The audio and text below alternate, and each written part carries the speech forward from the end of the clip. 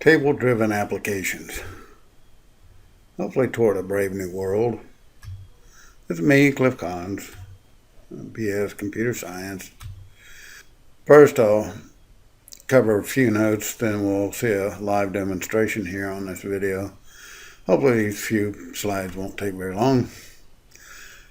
So we're looking at table-driven, exactly what's this mean and how we're going to do this in our for logic and what are the benefits. First, we want to get readability of code. Right now we can't read our source code. Logic-wise, we don't really understand what's happening. The original programmer doesn't even understand all the intricacies of applications. We need changeability of source code. Right now we can't change anything. Seems like every week the browser breaks on something. I opened a page yesterday and it's like, oh, it didn't work. It's been working for 30 years almost, and now all of a sudden it didn't work, and they changed something. Anyway, we need to be able to change code, and the big thing is we want reduced coding time. Right now it takes man years, hundreds of man years for any significant application. I want to get that down to a few minutes. We want forward compatibility. We're always concentrating on backward compatible. Actually, if we change it to be forward compatible, then we eliminate any of the inconsistencies in our system. Reduce lines of code. So for a table driven, the table is going to be very, very small. I have in this demonstration, we'll demonstrate that. Code fragment testing. Right now it's impossible to test hardly anything at the fragment size, code fragment size. So we need to be able to test everything at any time for any reason and make sure that any compatibility issues are resolved immediately. And knowledgeable. We need, with readability of logic, it's really, do I understand it? And when I make changes, do I understand those? And am I making an assumption? We'll get rid of all assumptions. And our final benefit here is stable applications. So programming is to define action requests. The computer only does actions. It only does what we tell it to do. And so computers only perform an action. So we put our code, our source code, or things that we want our actions in scripting languages. So we have C++, SQL as a script, R programming language, JavaScript. These are kind of compiler languages to build hardware instructions. HTML is for text and image display and user interactions. G code is for CNC actions, computer numerically controlled hardware, or 3D printers and such. Now we have thousands of compilers and millions of scripts, all that we have to find some application that can handle it. I'm saying we need to be able to handle that ourselves. So table-driven logic, what am I talking about? I'll demonstrate this, but we'll look at what it is. So we want to externalize all logic. So instead of coding at the hardware instruction level, we just want to be able to externalize the logic out of our source code so that we can see what's going on. And this can be done in a table form. Music, if we look at it, music is an action request. So let's play this note using this time on this instrument and so on. And so and computers is the same thing. Print this document, whatever, where we're asking it to perform something. And we need to be able to externalize that. So, and by doing this, we want to remove all conditionals or hard-coded logic out of the source code. So if we do that, it simplifies our source code. It allows us to understand very easily what is happening within our source code at that level, and it also gives us complete assurance that we can make changes without affecting anything. And all human knowledge is kept. So a programmer, whoever it is, understands what he's doing for about 5 minutes. After he typed that line of code in, he kind of remembers what that line was for 5 minutes, and then so Jane is to handle all basic action requests by default. It'll handle much more, but these are the fundamental things it needs to do. It needs to be able to handle all scripting languages, be able to at least process them in some form, either as, as some of the actions that they're doing. We need access to all the binary structures that we have on our hardware. We need access and control of all communication and all data storage. So the table-driven demonstration that we want to look at, I want to show you exactly what I'm trying to demonstrate. Parsing of some of the common scripting languages. There's millions of scripting languages. So some of our scripting languages are Python, Fortran, Cobalt, C++, HTML, XML, thousands of scripts that, if you look at Excel, it has its own little macro language. You look at Oracle, they have stored procedures, and these are all scripts that we have to write to get the thing to do what we want to do. And they're all different. They're all unique. Anyway, what we want to look at in this demonstration is take some of these common scripts and we'll run them through the parser. And this is all I want to look at today. And anyway, what I found out that if we do it this way, we take it in the yellow area, can process all these scripts, standardize it so that it can go into one compiler. So we're not writing thousands of compilers, we're writing one compiler, and then that can generate applications. So what we want to look at is this parsing and how we can standardize it, and then how we can conform all those different action formats. All right, this is the demonstration of the table-driven logic, which I have for parsers.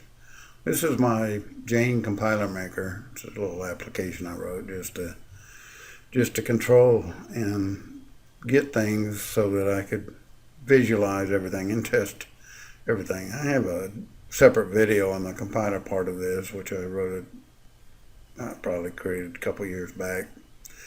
But now I've rewritten a parser so that I can see and control things much better by externalizing all the logic. So we'll look at that. And so here what I did is to create a table-driven logic, I have a table for each of these different languages. So I have Delphi, and it has a control file, and it pretty much all the languages look pretty much identical. So if I look at Delphi and look at C#, it's pretty much has different keywords, but that's about it. It uses pretty much the same characters for tokenization, the same kind of comments, the same quoted stuff. If you get into languages that, let's see, Python has a different control file, a pound sign for a comment. That's pretty much, and it has some, so basically that's pretty much, but it uses same different things, and that's what I can do is these Boolean expressions, these go into the compiler and says go do this. And then it has a separate set of, so this table basically tells me all the differences that I need to take care of in building the source code. So our parsers are table driven. And what this allows me to do is create a new, I just created one for G code, which is the CNC 3D printer instruction set, which are just simply, again, it's the scripting languages. But if I run this, it goes out and breaks it down, tells me what's going on here. So it says I'm in absolute coordinates, and it says a tool change, and I want tool number 1. Comment block is just simply saying they said this is a plasma cutter, so on. It says move fast to X and Y locations, and so what I'm doing here is I'm determining what action and what the qualifiers are. So that's what these parsers are doing. But I'm not changing any of the code. All I'm doing is changing my control file. So this is what the G code has, these codes, and then I call this one routine.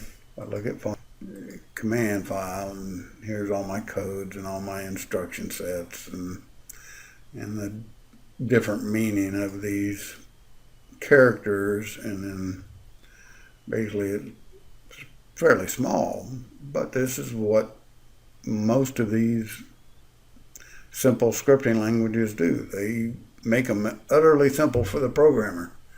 But I'm saying why most of this work is trying to figure out what these codes are. That's really where the work is. It's not writing the code.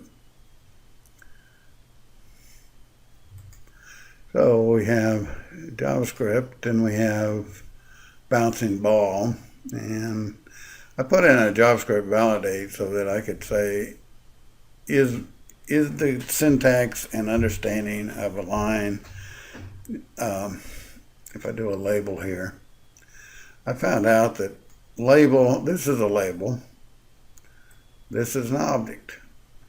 They both have identical syntax. The only difference is this is followed by preceded by an equal sign. So here we have bouncing ball, we run this, and it goes through and generates the same thing I do for all the other languages, which is, here's an ID, this is a label that we want to reference, there's a function, and so on. And then if we wanted to validate this, it says, yes, that's valid JavaScript, and this little code that I wrote is, we're not messing with the code, not at this stage. Professional programmer comes in, says get Octo. So it says, oh, go get that, make sure that that's working properly. And that's how we can test all this. We can test all the conditions, put it in a code, and do that. So that's why we need to go to table-driven learning. We can do this for every application out there, whether it's if you want a word processor or a document editor or a operating system or a banking system or any application that we write now, we can make it table driven. And maybe table isn't necessarily good for every application. If you're doing music, then you'd like to put in music as it is, or mathematics. You'd like to use math equations as we would write them on paper. And so that's why we're going to write our own editor, so that we can consolidate and we can put any of these languages in there. The parser's written so that it can process COBOL, and then you can say, okay, now I'm going to do Fortran, and it says, okay, now I want to do Delphi, now I want to do JavaScript, now I want to do C#, and so on. Now I want to look at HTML and display it, and so we can write browsers and everything else, table driven. That's what we need to get to. That way, we're not messing with code. Or if we do mess with code, we know that we want to add new capabilities, and this is the reason is we want to be able to enhance our applications without affecting anybody, and we'd like to give this capability to the end user. And I'm tired of these third-party vendors out there just arbitrarily making changes when my operations were good. companies last for hundreds of years. It's ridiculous to have to go and change operations every 6 or 8 months because the software changes or some new thing came up.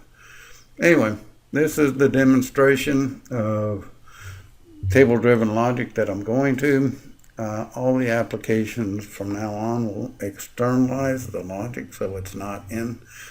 The logic is here in this script. It's not in source code. So we take it out of source code. We take all of our data declarations out of source code.